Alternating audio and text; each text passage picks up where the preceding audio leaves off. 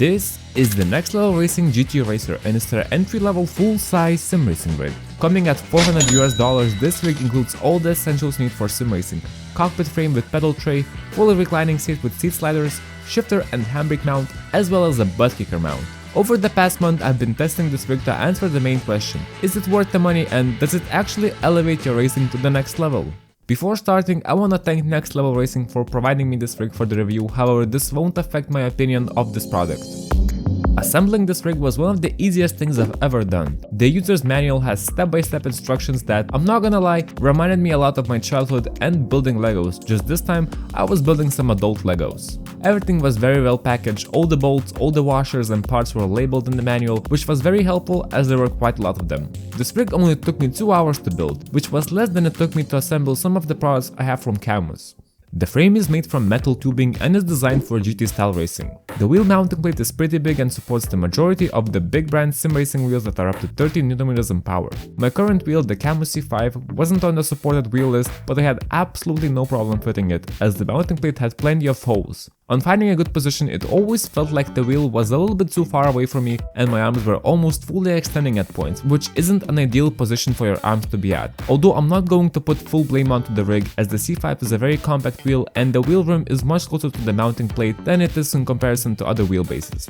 Moving down below sits the pedal tray, and I think this is the biggest disappointment in this rig. At first look, it doesn't look that bad. It has a lot of holes again for many different pedal sets and my Logitech pedal sat there perfectly fine. However, this is where the good stuff about it ends. This pedal tray is fixed in place and you cannot adjust absolutely anything with it. I am 6'3" or 1m90 and my legs are fairly long. Personally, I didn't find the position and the angle at what my feet were pressing the pedals comfortable, and I would have loved to move them further, lower, and most importantly adjust the angle. Because I have float steel pedals that are fully vertical, and with this rig it looked like this. And because these pedals are big and at an angle towards me, they were even closer to me, which was one of the worst positions I've ever sat in. It pretty much felt like one of those nights after eating spicy food and then spending countless hours coiled up in the toilet. And then there's the other problem: the massive flex in the frame while braking. Now you don't feel it, but you can certainly see it. We'll talk about the overall rigidity a bit later on, because it definitely deserves a separate section. So eventually I had to switch Logitech pedals, as with vertical pedals it was physical pain in my legs after more than 10 minutes. Let's go back and take a look at the seat, which is probably the most important thing I look in every rig. I have a really bad and crooked back, so comfort is a very essential thing for me, otherwise I can't race for longer than 45 minutes before my back turns into an average BMW gauge cluster with errors popping left and right. And honestly, this seat is pretty good. The cushioning is soft, the material feels nice, it looks like leather, but I could be wrong.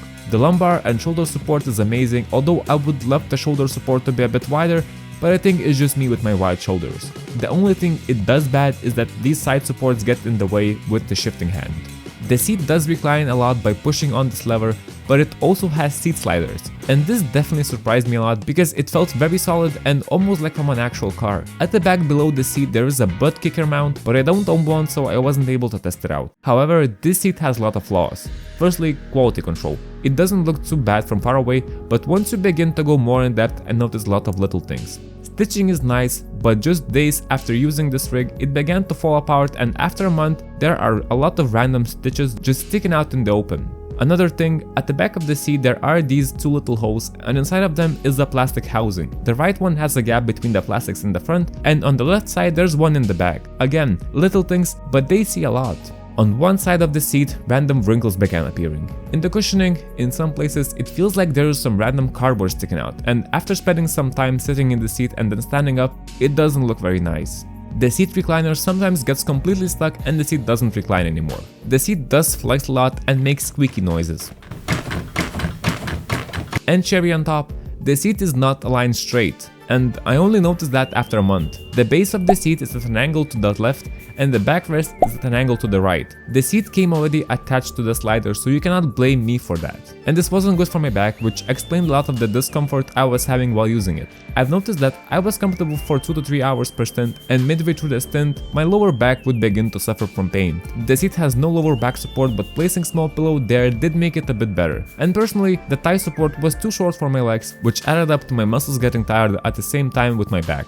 Overall, the seat is pretty decent, has great adjustments, is somewhat comfortable, but it shows some flaws in design and build quality. Next to the seat is the shifter mount, which can be attached to the rig from both sides. In the box, it also came with a universal handbrake mount. Mounting stuff to it is very easy, there's plenty of holes, and overall, it's nice that this thing comes with a package and not as an add-on. Let's talk about the rigidity of this rig. I did some testing on 100% force feedback on my Camo C5 wheel, and it felt really nice and in place, nothing moving at all. I did notice some occasional vibrations from the wheel transferring to the pedal plate and giving me some non-intentional immersive ABS type of feeling when braking. I can say the same thing about the pedal plate and the shifter mount, everything felt rigid and not loose. However, the footage shows some flex in pretty much every single part of this rig. The shifter mount shows a lot of flex, and it became even worse after doing a little abuse test. The wheel mount is probably the strongest part of the rig, there was barely any visible flex from it, but keep in mind my wheel has peak torque of 7 Nm, which is almost half of what it can support according to Next Level Racing. The pedal plate is mostly okay, until you use load cell pedals. And then you can see the weakest point of this rig, the middle. This is where the front and back parts of the rig connect. They're held by 3 bolts from each side, and it's just not enough. Under braking, you generate force from braking to the front and your seat to the back, making the middle part split and lift. To perfectly replicate how weak the middle is, I can shake the wheel and the whole front will lift completely off the ground. Of course, this is not something you're gonna do every time you race, but it shows where Next Level Racing decided to save up on some additional rigidity to keep the price as low as they can. I did see Boosted Media in their video use some straps that made it more rigid, so there is a budget solution to this problem. There are quite a few adjustments you can make, starting with the seat that, as I mentioned, fully reclines and has seat sliders. The wheel mounting plate has many holes, so you can change the angle and the height, although I wish I was able to get it even higher. The shifter mount also has up and down adjustments, but again, I wish there was more options to go even higher. But the worst thing, of course, is the non-adjustable pedal plate, which limits what you can use and find a comfortable position. So to answer the question, did it elevate my racing to the next level? Well, it certainly did elevate my back pain to the next level. It's actually a very decent rig that offers quite a lot of features for the price, and I think for an entry sim racing rig, it's probably one of the best on the market. The closest competitive rig I found was the GT Omega ART simulator cockpit, but it's $130 more and I haven't tested it out yet, so I can't really compare it. Overall, it's a very solid product coming from Next Level Racing that does have some flaws, which you can work around and make it better. If you like this review, feel free to press like and consider subscribing, which I would really appreciate a lot. As always, thank you for watching and see you in the next video.